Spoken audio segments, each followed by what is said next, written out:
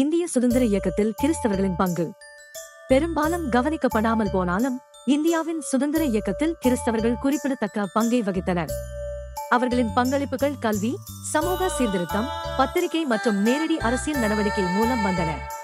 முதலில் சமூக சீர்திருத்தம் மற்றும் கல்வி துறையில் கிறிஸ்தவர்களின் பங்களிப்பை கவனிப்போம். வில்லியம் கேரி மற்றும் அலெக்சாண்டர் டஃப் போன்ற கிறிஸ்தவ மிஷனரிகள் செராம்போர் கல்லூரி மற்றும் ஸ்காட்டிஷ் சர்ச் கல்லூரி போன்ற இந்தியா முழுவதும் பள்ளிகள் மற்றும் கல்லூரிகளை அமைத்தனர். இந்த நிறுவனங்கள் சுதந்திர இயக்கத்தின் பல தலைவர்களுக்கு கல்வி கற்பித்தன.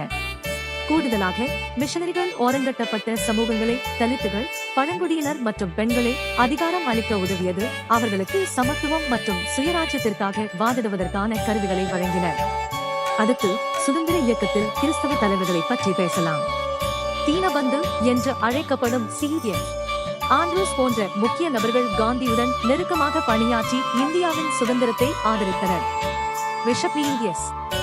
அசாரியா தேசியவாத காரணங்களை ஆதரித்த அதே வேளையில் இந்திய கிறிஸ்தவர்களின் உரிமைகளுக்காகவும் வாதிட்டார். அன்னி பெசன்ட் ஒரு தியோசாபிஸ்ட் என்றாலும் இந்திய தேசிய காங்கிரசின் முதல் பெண் தலைவராக தனது செல்வாக்கையும் ஆர்வத்தையும் கொண்டு வந்தார். கிறிஸ்தவ தலைவர்களும் பத்திரிகை மற்றும் நீதித்துறைகளில் முக்கிய பங்கு வகித்தனர்.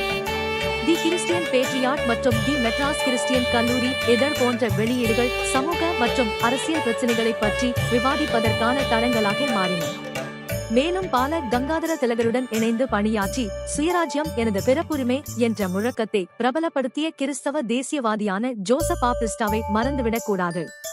பல இந்திய கிறிஸ்தவர்கள் காந்தியின் வன்முறையற்ற இயக்கங்களில் பங்கேற்றனர். இதில் போராட்டங்கள், புறக்கணிப்புகள் மற்றும் வெள்ளையனே வெளியேறி இயக்கம் ஆகியவை அடங்கும். அவர்களின் முயற்சிகள் சுதந்திரத்திற்காக போராடும் சமூகங்களின் பகுதியாகும். ஆனால் அது எல்லாம் நேரடியானது அல்ல. சில ஐரோப்பிய மிஷனரிகள் பிரிட்டிஷ் சாம்ராஜ்யத்துடனான தங்கள் உறவுகள் காரணமாக சுதந்திரத்தை வெளிப்படையாக ஆதரிப்பதில் எச்சரிக்கையாக இருந்தனர். இருப்பினும் இந்திய கிறிஸ்தவர்கள் பெரும்பாலும் தேசியவாத அபிலாஷைகளுடன் இணைந்தனர். அவர்களின் சமூகம் பெரிய இந்திய தேசத்தின் ஒரு பகுதியாக காணப்படுவதை உறுதி செய்தனர்.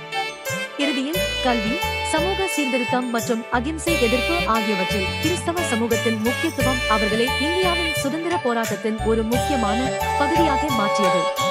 அவர்களின் மரபு அந்த வரலாற்று பயணத்தின் துணியில் பின்னி பிணைந்துள்ளது.